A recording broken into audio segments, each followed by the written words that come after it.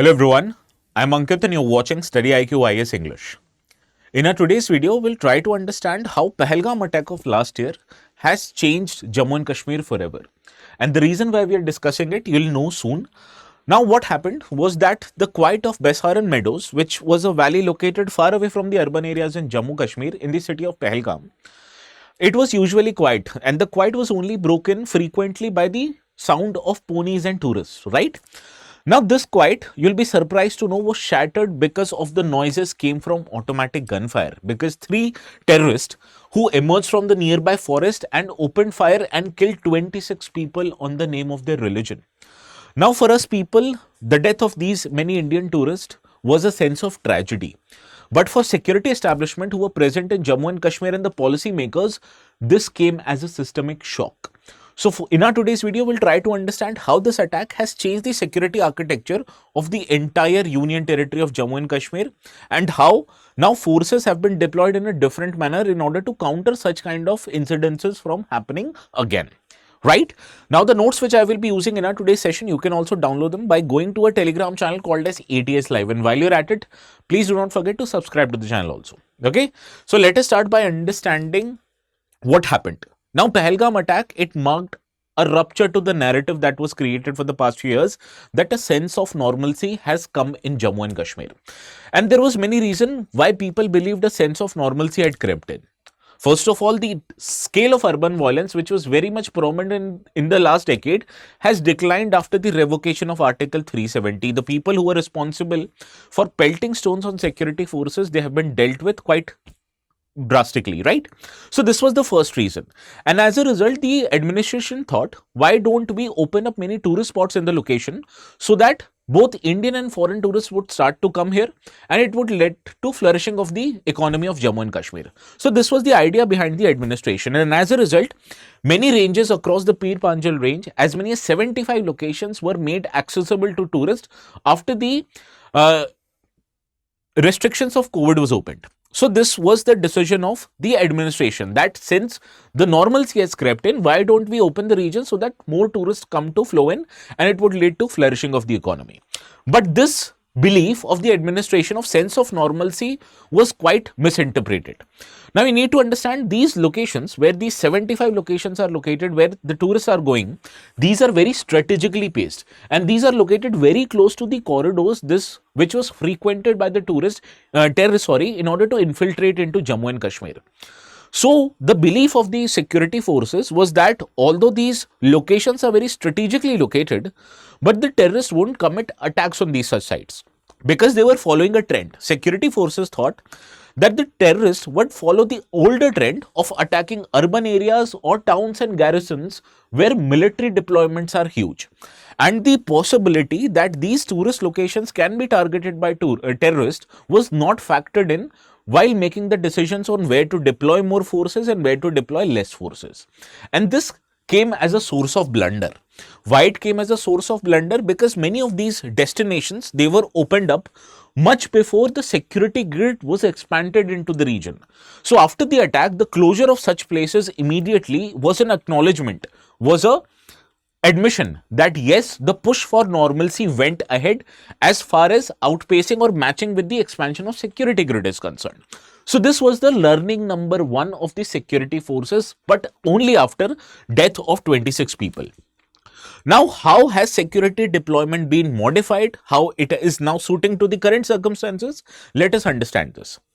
Now, what has happened that this attack not just opened up the vulnerability, not just exposed the vulnerability, but it has also triggered a sense of structural shift in how forces are deployed in the entire Union territory of Jammu and Kashmir. Over the past 1 year, you'll see that security forces have now set up temporary operating bases at the higher reaches of Pir Panjal range, and companies of both CRPF and Rashtriya Rifles, which is a special counter-terrorism unit of Indian Army, has been now deployed at higher reaches ranging from 3,000 feet to 9,000 feet above sea level. And what is the idea behind this change deployment? It is to deny the advantages that the terrorist groups usually have when they are attacking from higher up in the terrain. So this is how deployment has been done. From this image you can see security forces are operating from a forward and a higher altitude operating base and taking a look at the valley downside. So this comes with multiple advantages. First of all, the security forces would have a terrain advantage. They would be located much higher up in the altitude, so they can dominate the area. Second benefit is that the presence of security forces in the places where tourists frequent would be less. So it would give a sense of normalcy to the tourists, which they won't see in form of military personnel deployed there in uniform. So this comes at a twin advantage. So let me explain it again. By occupying higher ridges or the forested heights in the valley, what the forces aim to do is they try to disrupt the traditional infiltration to attack route that the terrorists have used. Terrorists in the past have used the altitude that is present in the mountainous locations to their advantage. So now in these altitudes, instead of terrorists, when the security forces are deployed, now security forces have the advantage of altitude.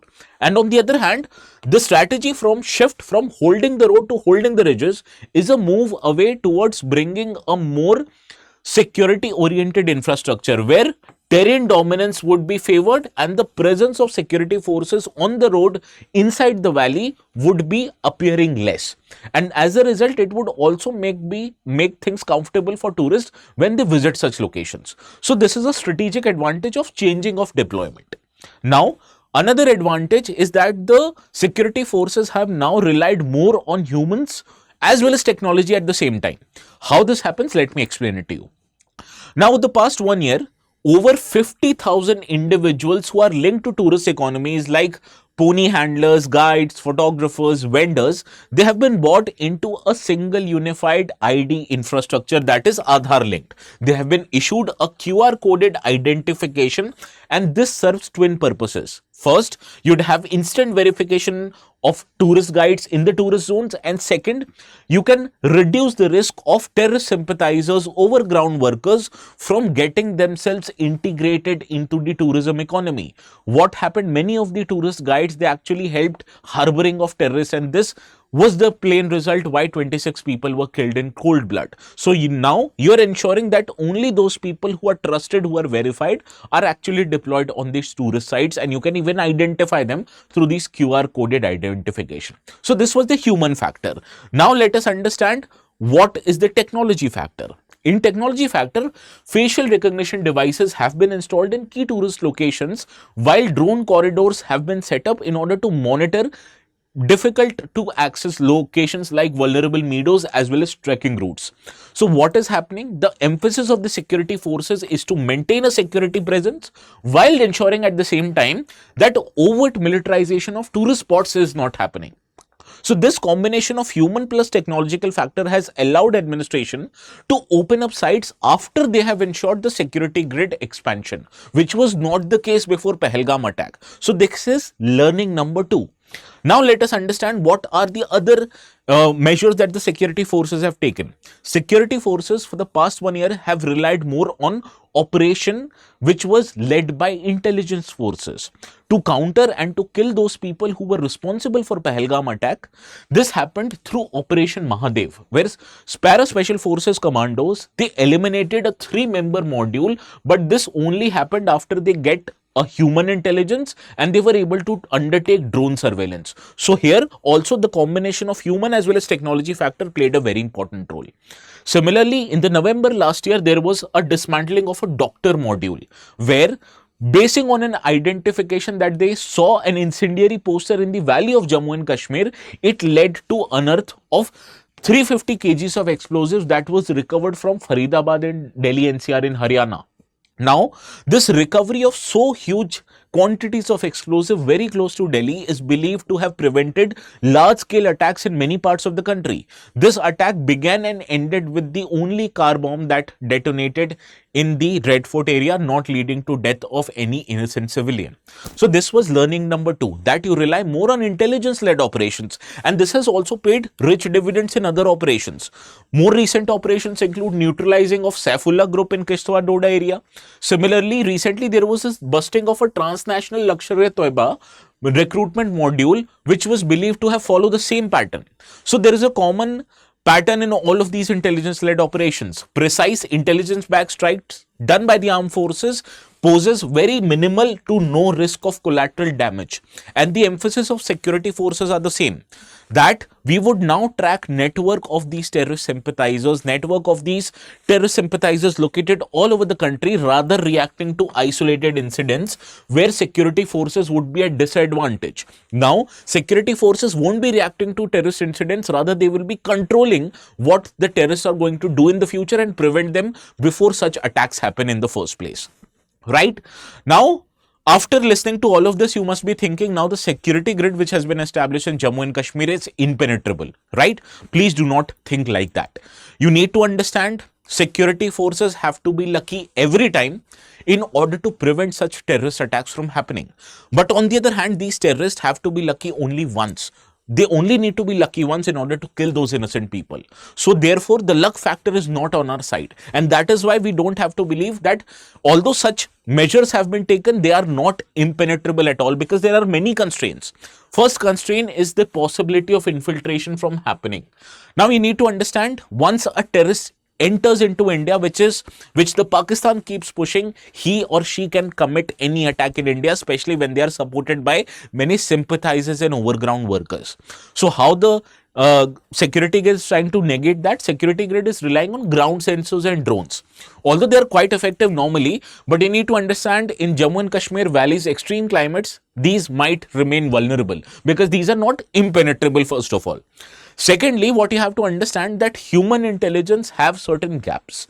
When the canopy of snow cover, of the green cover over the Peen Parjal ranges are very thick, it provides opportunities to terrorists who are operating in small and hybrid modules to keep away from human eyes.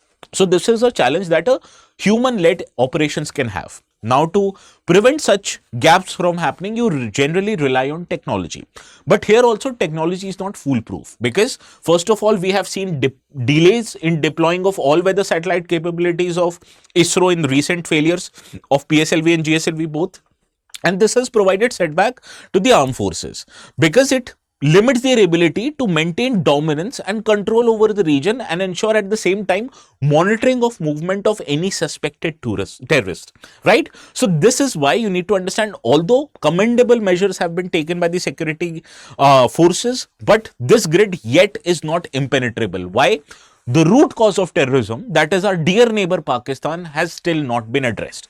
Okay, so this was the subject of our today's discussion.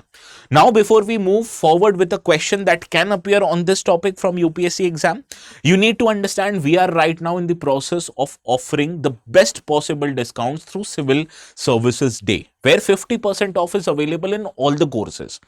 More importantly, you need to understand, students who take admissions would get free mentorship by UPSC toppers themselves. So UPSC toppers, being humble, wanting to help other aspirants before they join the foundation courses, they have agreed to help mentor many students who need it. So if you take admissions right now, these are the benefits you get in addition to the discounts you already are getting. Now, to take admissions in courses which are available for both 27 and 2028, and soon we are launching 2029 courses as well, you can go to our website and use the code ATS Live to get maximum discounts possible. Please apply this coupon code before you make the payment, and I assure you, you will get all the discounts necessary. Please remember, the sale ends tomorrow itself, that is 24th of April. So make sure to take admissions before that. Right? So this is all from my side for today's discussion. This is a practice question. A question earlier had been asked on home guards, and I've changed that question on CRPF. So please do let me know the correct answers in the comment section. And the ones who are waiting to download the notes, you can go to this particular Telegram channel called as ATS Live and download them. If you have troubles in locating the channel, you can obviously scan the QR code. So this is all from my side for today. Please have a very good night. We'll see each other again tomorrow.